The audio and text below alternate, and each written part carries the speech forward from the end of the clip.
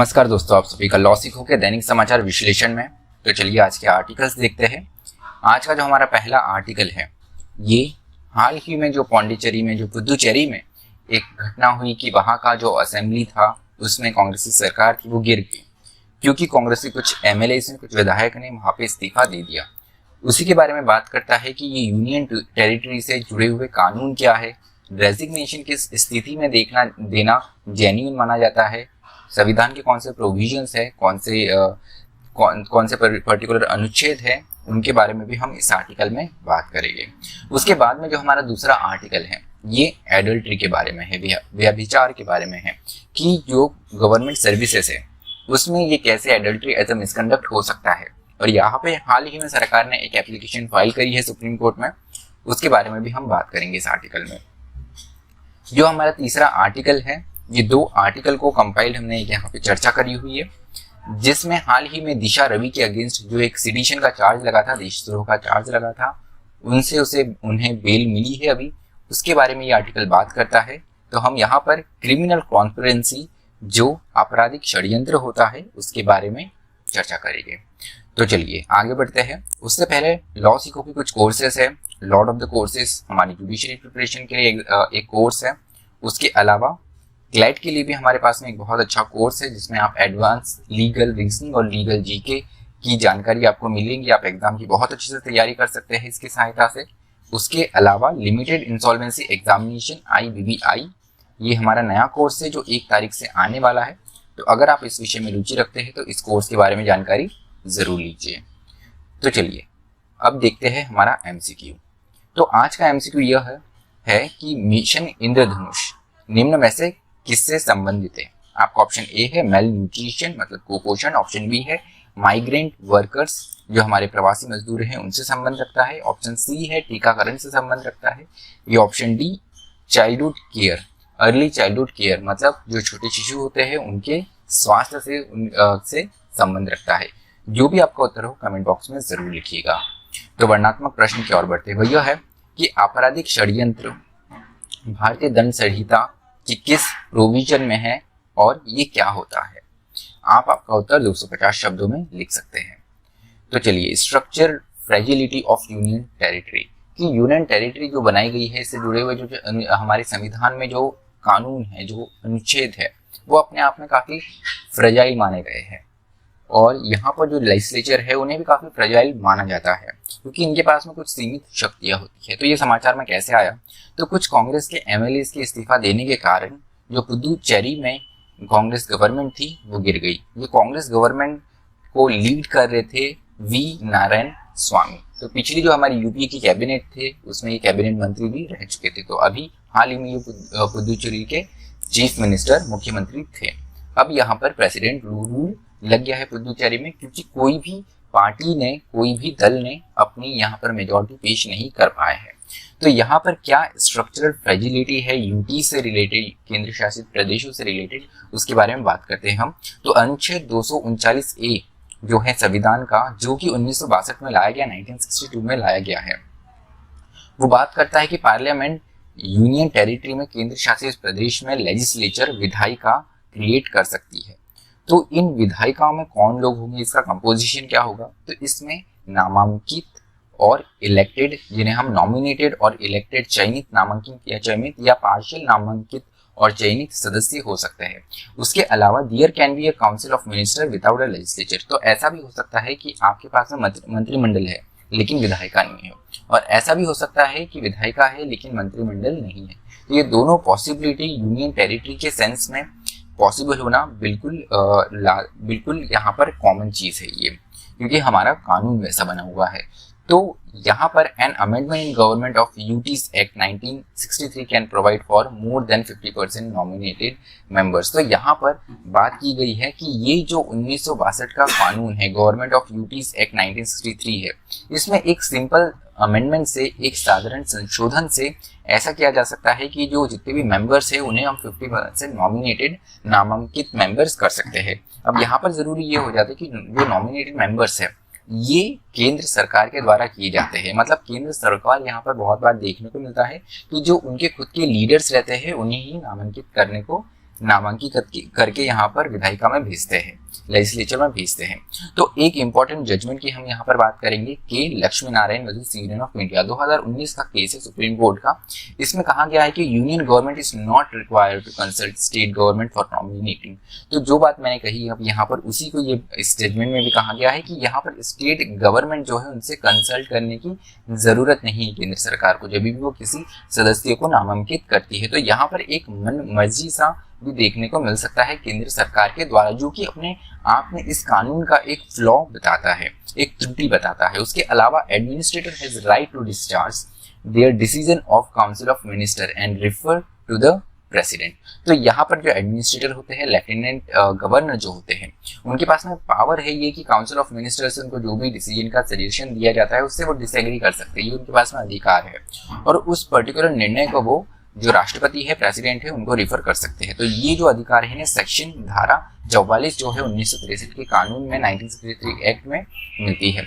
उसके अलावा resignation from membership, तो यहाँ पर मेंबर्स जो है वो रेजिग्नेशन अपना दे सकते हैं, अपना इस्तीफा दे सकते हैं। लेकिन आर्टिकल 190 ये कहता है कि रेजिग्नेशन जब भी देते हैं तो ये वॉलंटरी और जेन्युइन होना चाहिए, एक स्वैच्छिक रेजिग्नेशन होना चाहिए। लेकिन यहाँ पे पुदुचेरी या उसके अलावा कर्नाटक या मध्य प्रदेश में अगर आप देखें तो यहाँ पर जो एमएलएस का रेजिग्नेशन हुआ, जो विधायकों का रेजिग्नेशन हुआ, इसका मुख्य उद्देश्य कहीं ना कहीं ये देखने को मिलता है कि ये सरकार को गिराने के पर्पज से हुआ है। तो यहाँ पर आर्टिकल 190 जो है वो अपने आप में डिफीट होता हुआ यहाँ पर दिखता है। उसके अलावा used as an innovative method to bring down a government without restoring to defection thereby being disqualified. तो यहाँ पर जो डिफेक्शन का कानून है इसका भी पर्पस अपने आप में डिफीट हो जाता है। तो ये बहुत एक इनोवेटिव मेथड खोज के निकाली है हमारी राजनीति में कि कैसे सरकारों को गिराया जा सकता है।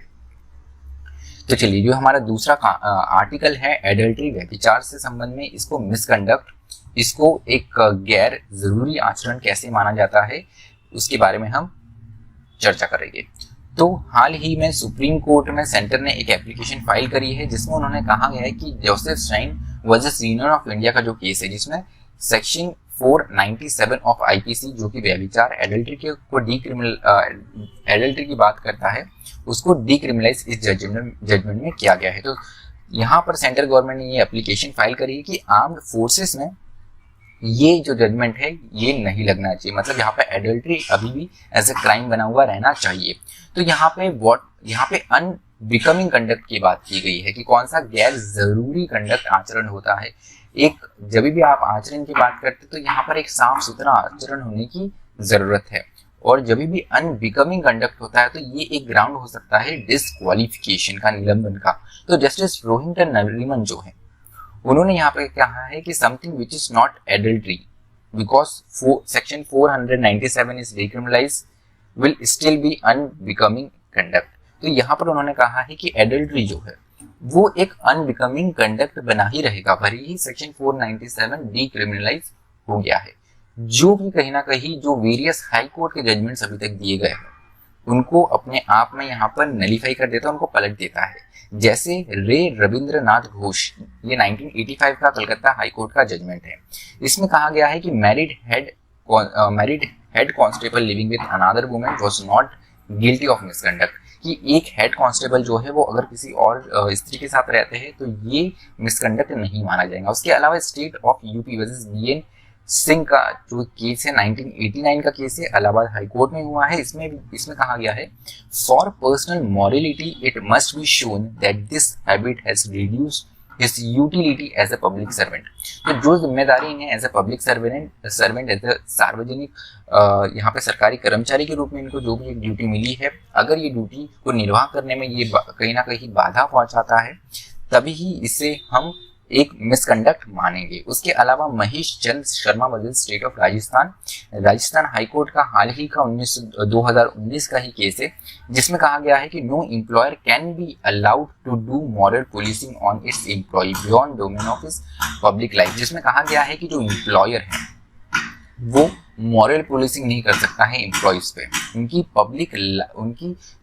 जो पब्लिक लाइफ है बियॉन्ड द पब्लिक लाइफ ये नहीं कर सकते, मतलब जो उनका सार्वजनिक जीवन है, मतलब जब वो सर्विसेज में है या जितना उनका कंडक्ट सर्विसेज से रिलेटेड है तो उससे बाहर ये नहीं आप उनकी पर्सनल लाइफ में नहीं आप जा सकते हैं। यहाँ पे संक्षिप्त में ये कहा गया है इस जजमेंट में।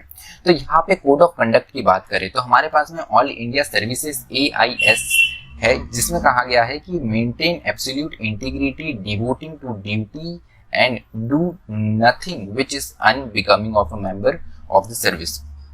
तो जो सिविल सर्वेंट्स है जो IS इंडियन सर्विसेज में है, उन्हें कोई भी ऐसी गतिविधि नहीं करती है जो कि उनकी सत्यनिष्ठा से उनको बाधित करे, उनकी एक निष्ठा से उनको बाधित करे, और यहाँ पर कोई भी ऐसा अनबिकमिंग कंडक्ट इन्हें नहीं करना है। उसके अलावा आर्म्ड एक्ट में भी ऐसी ही बात की गई है जहाँ पे अनबिकमिंग कंडक्ट और डिसग्रेसफुल कंडक्ट की बात की गई है कि आपको ऐसा कोई भी एक्ट नहीं करना है जो कि अनबिकमिंग और डिसग्रेसफुल हो।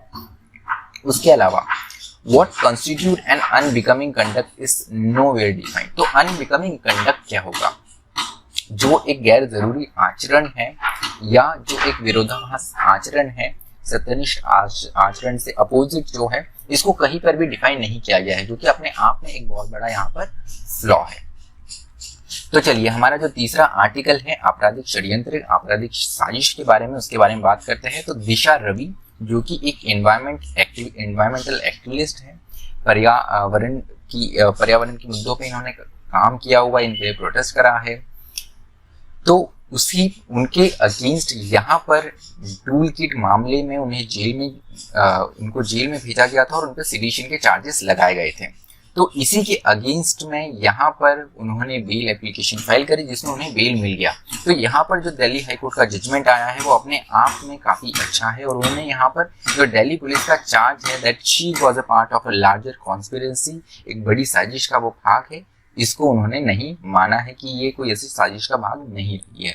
तो यहाँ पे हम 120A ऑफ IPC जो कि क्रिमिनल कॉन्स्पिरेसी की बात करता है, उसके बारे में बात करते हैं।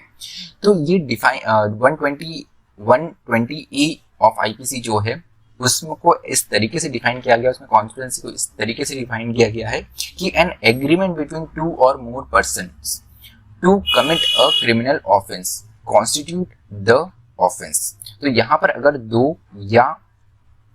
दो व्यक्ति आपस में एक एग्रीमेंट करते हैं तो ऐसे केस में भी आप उसको एक कॉन्स्पिरेसी मान सकते हैं, एक षड्यंत्र मान सकते हैं। तो यहाँ पर जो एग्रीमेंट हो रहा है इसमें एक एलिमेंट जरूरी ये है कि ये जो एग्रीमेंट हो रहा है ये किसी क्रिमिनल ऑफेंस करने के लिए है। उसके अलावा only an agreement is necessary and sufficient. तो यहाँ पर सिर्फ इंटेंशन साबित हो गया, सिर्फ एग्रीमेंट दिख गया, भले ही एक्ट नहीं हुआ हो तो भी अपने आप में नेसेसरी और सफिशिएंट है यहाँ पर किसी को भी इस सेक्शन के अंडर चार्ज करने के लिए। उसके अलावा proof is largely inferred from illegal acts और ओमिशन ऑफ पर्सन इन्वॉल्व्ड। तो यहाँ पर जो प्रूफ है वो इलीगल एक्ट्स या और ओमिशन ऑफ पर्सन इन्वॉल्व, या किसी एक्ट को या उसका ओमिशन करना किसी एक्ट का, ये अपने आप में प्रूफ जो है वो साबित कर देता है। उसके अलावा कन्फेशन, अगर कोई एक्सक्यूज यहाँ पे कन्फेशन करते हैं या कुछ राइटिंग और conversation are pieces of circumstantial evidence.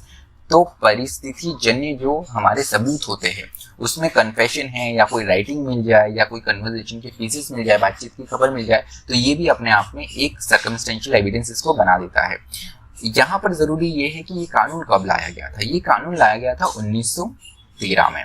यहाँ पे एक लाइन चला गया है, मैं आपको फिर भी समझा देता होगी कि 1913 में ये कानून लाया गया था ब्रिटिश गवर्नमेंट के द्वारा। उस वक्त जो हमारा एक नेशनलिस्ट सेंटिमेंट था हमारे देश में, वो बहुत एक उफान पे, जब हम कहते हैं बहुत ऊंचे मानक पर था, उस वक्त इस सेंटिमेंट को, इस राष्ट्रवाद के सेंटिमेंट को दबाने के लिए ये पर्टिकुलर कानून लाया गया। उसके अलावा पनिशमेंट फॉर कॉन्स्पिरेंसी, तो यहाँ पे इसका पनिशमेंट क्या है, षड्यंत्र का, साजिश का पनिशमेंट क्या है। तो अगर आप ऐसा कोई ऑफेंस कमिट करने की कोशिश करते हैं जहां पर सजा 2 साल या उससे ज्यादा है, तो यहाँ पर आपको डेथ हो सकती है, लाइफ इम्प्रिजनमेंट हो सकता है, और पनिशमेंट एज अबेटमेंट इसे माना जाता है। उसके अलावा अगर 2 वर्ष से कम इसकी सजा है तो यहाँ पर आपको जो पनिशमेंट है वो 6 महीनों से ज्यादा नहीं हो सकता, या तो फाइन हो सकती है या दोनों हो सकता है। तो चलिए यहाँ पर जो सेक्शन 124A सेडिशन था, उसके अलावा 153A जो था, जो कि कहीं ना कहीं एक हिंसा फैलाता है डिफरेंट ग्रुप्स के बीच में, रिलीजन के बीच में, उसकी बात करते हैं। इन दोनों से ही इनमें बुक नहीं माना गया, संलिप्त नहीं माना गया अभी तक जितने सबूत रखे गए जज जज साहब के सामने। तो यहाँ पर ये एक बहुत अच्छा जजमेंट था अपने आप में, जिसमें फ्रीडम ऑफ स्पीच जो है इसको भी काफ़ी ज़्यादा तवज्जो देते हुए इस बेल में जज ने अपना ऑर्डर दिया है।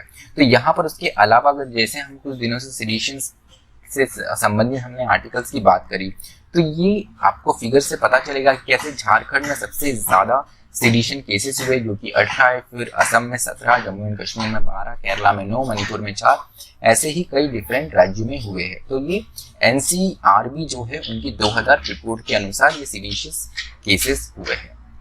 तो चलिए आज का हमारा विश्लेषण यही समाप्त होता है। मुझे सुनने के लिए आप सभी का धन्यवाद। इसी तरह पढ़ते रहिए, मेहनत करते रहिए। Thank you.